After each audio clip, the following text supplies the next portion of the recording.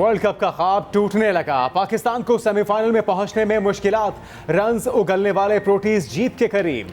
पाकिस्तान ने 271 रन्स का हदफ दिया, तबरेज शमसी ने 4 और मार्को जॉनसन ने 3 खिलाड़ियों को आउट किया। जेराल्ड कोर्टिस ने 2 खिलाड़ियों को पवेलियन पहुंचाया। मार्करम पाकिस्तानी बॉलर्स के सामने दीवार बनकर खड़े हो गए। ओपनर टिम्बा ने 28 और डीकॉक ने 24 रन की इनिंग खेली। वेसी डेसन ने 21 रन बनाकर एलबीडब्ल्यू आउट हो गए। क्लासन ने 12 रन बनाए। पाकिस्तानी बैटर्स का एक और फ्लॉप शो। जनूबी अफ्रीका के खिलाफ 20 गेंद पहले ही पूरी टीम ढेर हो गई। ओपनर अब्दुल्ला शफीक और इमामुल हक आज भी ना चल सके। 38 के मजमूई स्कोर पर चलते बने। मोहम्मद रिजवान का पहली ही गेंद पर कैच ड्रॉप हुआ, फिर भी बड़ा स्कोर बोर्ड पर ना लगा सके। इफ्तिखार अहमद को जल्द भेजने का फैसला भी गलत साबित हुआ। छक्का लगाने की कोशिश में कैच दे बैठे। बाबर आजम की आज फिर डगमगाती बैटिंग, 65 गेंदों पर निस सेंचुरी बनाई। साउथ शकील 52 और शादाब ने 43 रन की इनिंग्स खेली। टेल एंडर्स ने भी खातिर खा कारकर्दगी ना दिखाई। मुश्किलात में घिरी बाबर 11 को एक और झटका। शादाब खान मैच के दौरान जख्मी, मैच से बाहर हो गए। शादाब खान की जगह उसामा मीर ने बॉलिंग कराई। उधर मैच के दौरान रिजवान और जॉनसन के दरमियान तल्ख जुमलों का तबादला। मोहम्मद रिजवान ने शॉर्ट बॉल पर चौका लगाया तो जॉनसन ने तल्ख अल्फाज कहे। मोहम्मद रिजवान ने भी जवाब दिया।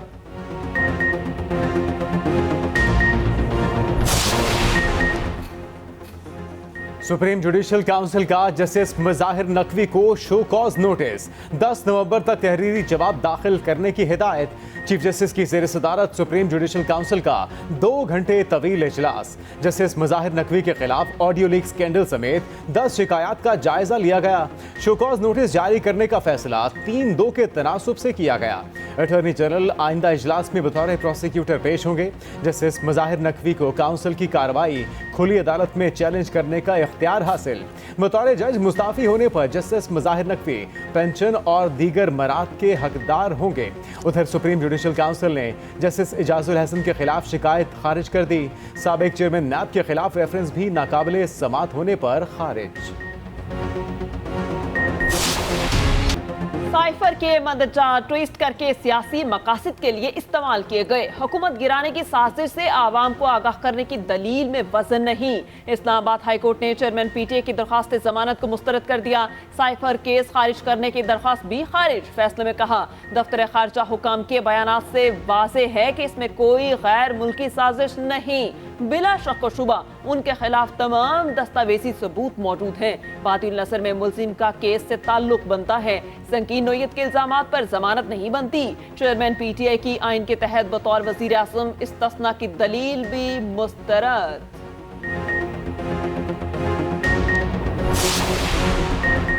साइफर केस में आज किसी गवाह का बयान रिकॉर्ड ना हो सका। ऑफिशियल सीक्रेट एक्ट अदालत के जज ने रिमार्क्स दिए। केस पर हाईकोर्ट की गाइडलाइन देखकर आइंदा तारीख पर बयान रिकॉर्ड होंगे। समाअत 31 अक्टूबर तक मुलतवी। एफआईए हुकाम गवाहों को लेकर अडयाला जेल में पेश हुए। प्रोसिक्यूटर शाखावर कहते हैं आइंदा समाअत पर 5 गवाहों के बयान रिकॉर्ड किए जाएंगे। स्टार विटनेस आजिम खान का बयान जब मुनासिब समझेंगे रिकॉर्ड कराएंगे। उधर 9 मई केस में रावलपिंडी पुलिस को चेयरमैन पीटीआई और शाह महमूद कुरैशी से तफ्तीश की इजाजत मिल गई। इंसदादे दहशतगर्दी अदालत ने गुजरांवाला पुलिस की चेयरमैन पीटीआई से तफ्तीश की दरखास्त मुस्तरद कर दी।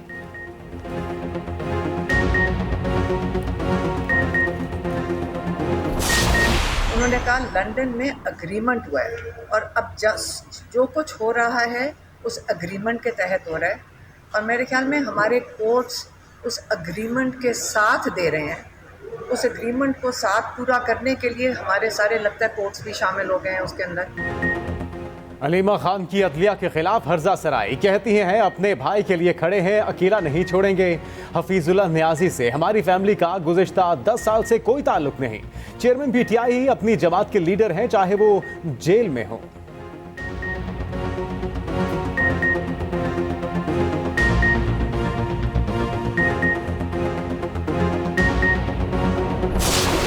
बजट मंडे की सुबह आ रहा है क्योंकि हमारा 4 महीने का दिया था तो 4 महीने का बजट एग्जॉस्ट हो गया है। तो हमने लीगल एक्सपर्ट से बात करके अब हम मंडे को अगला बजट पेश करेंगे तो उसमें आई थिंक या उसे 1-2 दिन बाद हम उसको फाइनल कर देंगे। पंजाब की निगरान हुकूमत की एक और बजट लाने की तैयारी। पीर को आइंदा माह का बजट पेश किया जाएगा। निगरान वज़ीर आला पंजाब मोहसिन नकवी कहते हैं बजट पेश करने के लिए 1 या 2 रोज लगेंगे। गैर कानूनी तारकीन के इनखला की तारीख में तोसी नहीं होगी। 1 नवंबर से ऑपरेशन शुरू होगा। सहूलतकारी करने वालों के लिए भी कोई मुआफी नहीं होगी।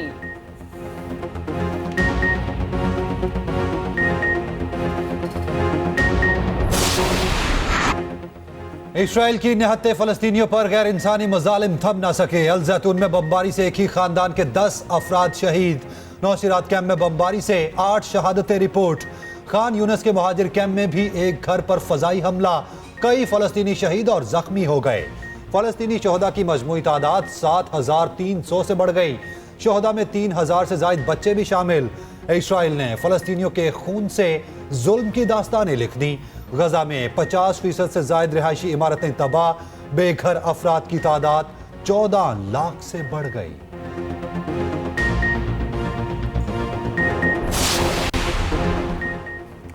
इसराइल ने मस्जिद अक्सा को मुसलमानों के लिए बंद कर दिया। यहूदियों को मुमानियत के बावजूद इबादत करने की इजाज़त दे दी। मकबूजा बैतुल मक़दस के महकमे इस्लामी औकाफ का कहना है इसराइली पुलिस ने मस्जिद अक्सा के तमाम दरवाजे बंद कर दिए। उधर मस्जिद हराम में जुम्मे के इज्तिमा में फ़लस्तीनियों के लिए खुसूसी दुआ कराई गई।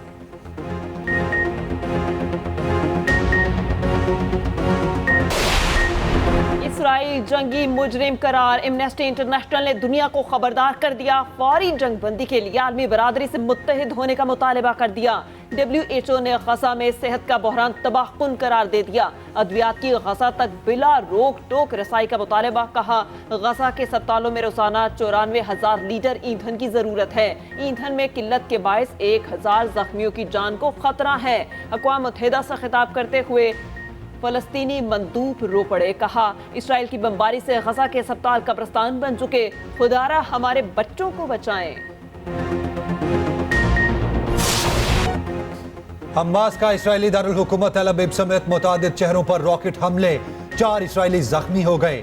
इसराइली शहर होफोत में बिजली मुअत्तल हो गई। हिजबुल्लाह ने हमास की खुलकर हिमायत कर दी। कहा दुनिया के तमाम लड़ाका बहरी बेड़े आने पर भी हमास की हिमायत करेंगे। उधर दुनिया भर में फलस्तीन के हक में एहतजाजी मुजाहिरे जारी। फलस्तीन के शहर रमला, उर्दन, न्यूयॉर्क, दिल्ली में रैलियां निकाली गईं। अमरीकी अदाकारा सुजैन कहती हैं इसराइल की गजा पर बमबारी हिरोशिमा एटम बम हमले के बराबर है।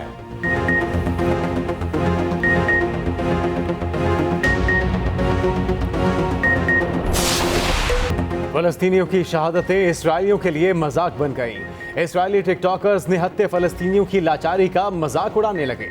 फलस्तीनियों पर जुल्म का मजाक इसराइल में टिकटॉक ट्रेंड बन गया।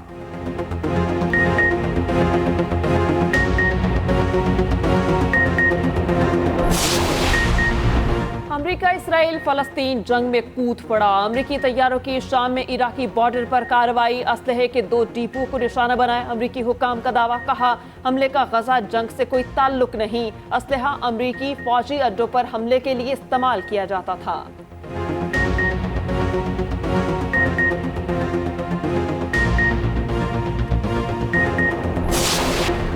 फैसलाबाद धरने के जिम्मेदारों का तयन होगा। वफाकी हुकूमत ने फैक्ट फाइंडिंग कमेटी बना दी। एडिशनल सेक्रेटरी दाखिला, एडिशनल सेक्रेटरी दिफा और डायरेक्टर ISI कमेटी में शामिल।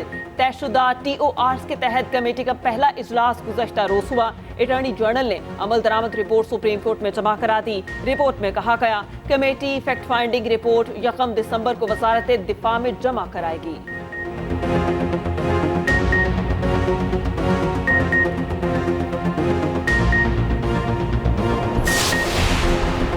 CPO और दीगर पुलिस अफसर मेरे मुल्जिम हैं, फी सबीलिल्लाह माफ करता हूं।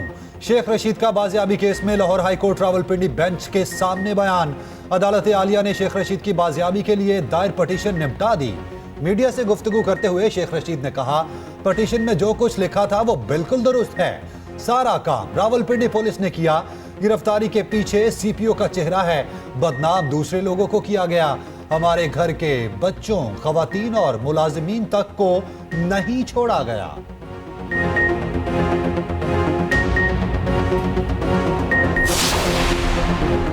शाहिद खाकान अब्बासी पर बैरून मुल्क के दरवाजे बंद, नाम नो फ्लाई लिस्ट में शामिल, चीन जाने से रोक दिया। जराये के मुताबिक शाहिद खाकान अब्बासी एयर चाइना की परवाज से चीन जाना चाहते थे।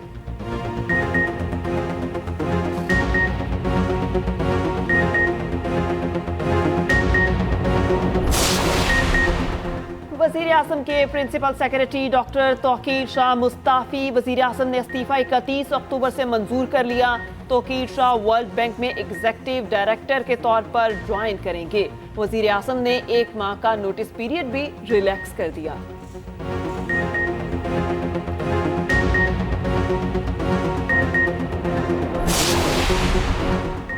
गैर कानूनी तारिकीन के पास पाकिस्तान छोड़ने के लिए सिर्फ 4 रोज बाकी। गुज़िश्ता रोज 4709 अफगान बाशिंदे वापस चले गए। मजमूई तादाद 76,900 से बढ़ गई।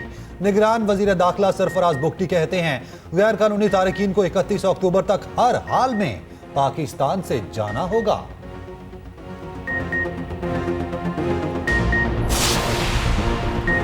रेलवे इंतजामिया के एहतजाजी मुलाजमीन से मुज़ाकरात कामयाब। मुजाहिरीन ने तमाम रेलवे ट्रैक्स को क्लियर कर दिया। ट्रेनें अपनी मंजिलों की जानिब रवा दवा। रेलवे मुलाजमीन ने तनख्वाहों की अदम अदायगी पर ट्रैक बंद कर दिए थे।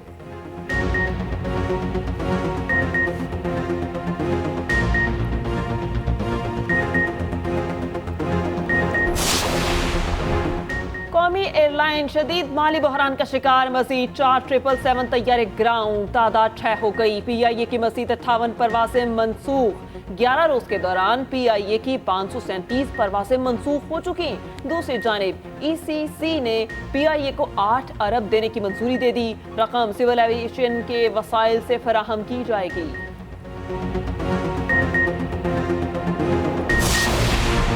हुकूमत आजादी इजहार पर कामिल यकीन रखती है। मीडिया रियासत का बड़ा और अहम सतून है। निगरान वजीर आजम अनवारुल हक काकड़ की निगरान वफाकी वजीर इत्तलात मुर्तजा सोलंकी से मुलाकात में गुफ्तगू।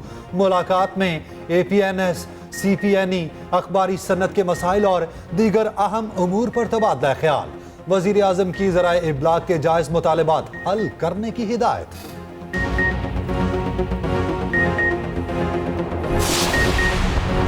अमेरिका ने इसराइल को कत्लेआम का लाइसेंस दे दिया। अक़वाम मुत्तहिदा और इंसानी हुकूक की तंजीमें कहाँ हैं?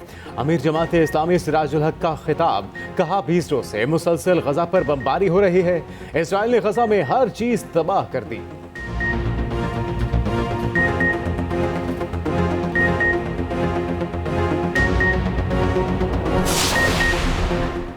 एवन फील्ड और लेवल प्लेइंग फील्ड वालों से मुकाबला करेंगे। तर्जुमान इस्तेहकाम पाकिस्तान पार्टी फिरदौस आशिक अवान की न्यूज कॉन्फ्रेंस। कहा अवाम को 300 यूनिट बिजली मुफ्त फराहम करेंगे। पेट्रोलियम सब्सिडी, सोलर ट्यूबवेल और तमाम बुनियादी सहूलियात देंगे।